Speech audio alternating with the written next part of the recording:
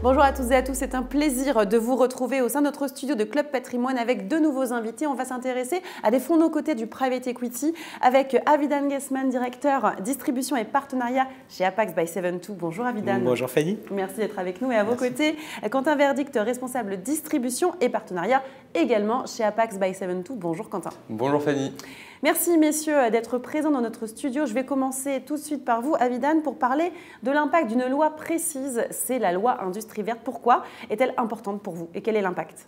Alors la loi Industrie verte, elle vient démocratiser un peu plus le private equity et plus largement les actifs non cotés auprès des épargnants, puisqu'elle vient réorienter l'épargne des Français, une partie en tout cas de cette épargne-là, dans les actifs non cotés et donc dans l'économie réelle. Voilà l'impact qui est le plus important. Cela permet aux épargnants d'investir dans notre industrie, donc de réindustrialiser en partie la France, et c'est le choix en fait de nos politiques, mais également ça leur permet d'avoir une patte supplémentaire pour diversifier leurs allocations dans l'assurance vie et dans les PER.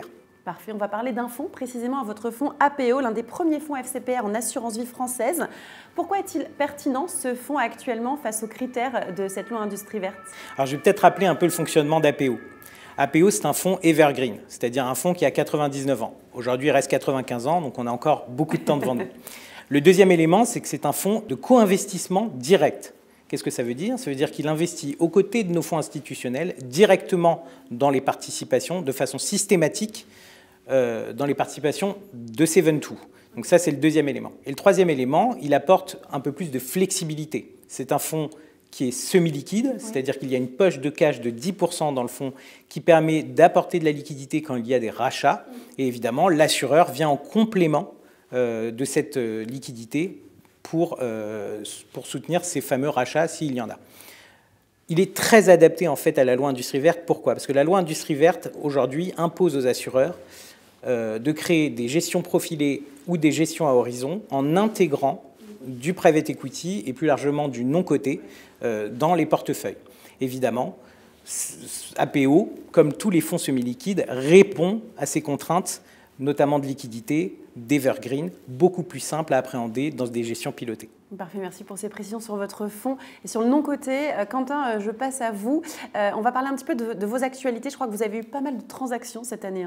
Exactement, on a une année 2024 très riche pour nos équipes d'investissement. L'équipe développement qui opère sur le marché des PME a réalisé 2 sorties. Première avec Diapason, un éditeur de logiciels de gestion de trésorerie. Et la seconde en septembre avec Routin, dans l'univers des ingrédients. Ils ont également opéré 2 investissements, School of Arts dans l'univers de l'éducation et très récemment, on vient de l'annoncer, Olifan Group, un groupe de conseillers en gestion de patrimoine. Notre autre équipe, l'équipe Mid-Market, couvrant le marché des ETI, a également réalisé 2 sorties. Crystal, leader français de la gestion privée indépendante, où on a cédé la majorité du capital, et Europe Snacks, fabricant de biscuits apéritifs. Donc c'est une année riche, mais ça ne s'arrête pas là, parce que cette équipe Mid-Market a réalisé également récemment 2 acquisitions. Lumion, entreprise néerlandaise dans la technologie, et Fulgart, entreprise italienne dans l'univers des services. Bon, affaire à suivre chez Apax by 72, il y a des choses qui se passent en tout cas. Donc l'année 2025 devrait être sous de beaux augures. Absolument. Eh bien, merci messieurs en tout cas et je vous dis à bientôt. Merci. Merci Fanny. Merci.